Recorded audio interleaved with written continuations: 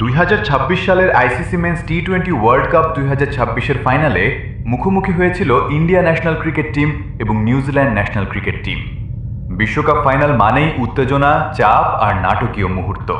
কিন্তু এই ম্যাচে এমন একটি ঘটনা ঘটে যা মুহূর্তেই পুরো স্টেডিয়ামের দৃষ্টি আকর্ষণ করে। ম্যাচের মাঝামাঝি সময়ে নিউজিল্যান্ডের হয়ে ব্যাটিং করছিলেন ড্যারেল মিচেল। ঠিক তখন বল হাতে ছিলেন ভারতের বোলার আর্শদীপ সিং।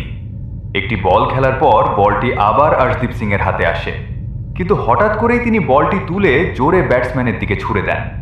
বলটি গিয়ে লাগে ড্যারেল মিচেলের শরীরে। এই ঘটনায় মুহূর্তেই মাঠে উত্তেজনা তৈরি হয়। এম্পায়াররা দ্রুত এগিয়ে এসে পরিস্থিতি শান্ত করার চেষ্টা করেন। ফাইনালের মতো গুরুত্বপূর্ণ ম্যাচে এমন আচরণ দেখে অনেক দর্শকই অবাক হয়ে যায়। ঘটনাটি সঙ্গে সঙ্গেই ম্যাচ অফিসিয়ালদের নজরে আসে। বিষয়টি তদন্ত করে ইন্টারন্যাশনাল ক্রিকেট কাউন্সিল। তদন্তের পর জানা যায় এই আচরণ ক্রিকেটের কোড অফ কন্ডাক্ট ভঙ্গ করেছে। এজন্য আর্শদীপ সিংকে ম্যাচ ফি এর 15% জরিমানা করা হয় এবং তার রেকর্ডে যোগ করা হয় একটি ডিমেরিট পয়েন্ট।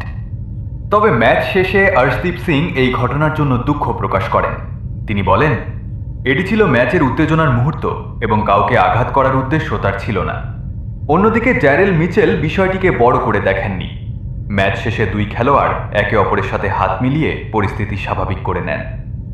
ক্রিকেটকে বলা হয় ভদ্রলোকের খেলা, তাই মাঠে খেলোয়াড়দের আচরণ সবসময়ই নজরে থাকে কোটি কোটি দর্শকের। এই ঘটনা আবারও মনে করিয়ে দিল, বড় ম্যাচের চাপ কখনো কখনো খেলোয়াড়দের আবেগকে বাড়িয়ে দেয়।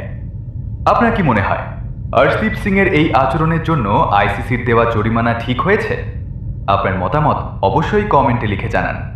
আর যদি আপনি ক্রিকেটের এমনই নতুন নতুন খবর সবার আগে জানতে চান, তাহলে এখনই আমাদের চ্যানেলটি সাবস্ক্রাইব করুন, ভিডিওটি লাইক দিন এবং বন্ধুদের সাথে শেয়ার করতে ভুলবেন না। ধন্যবাদ সবাইকে।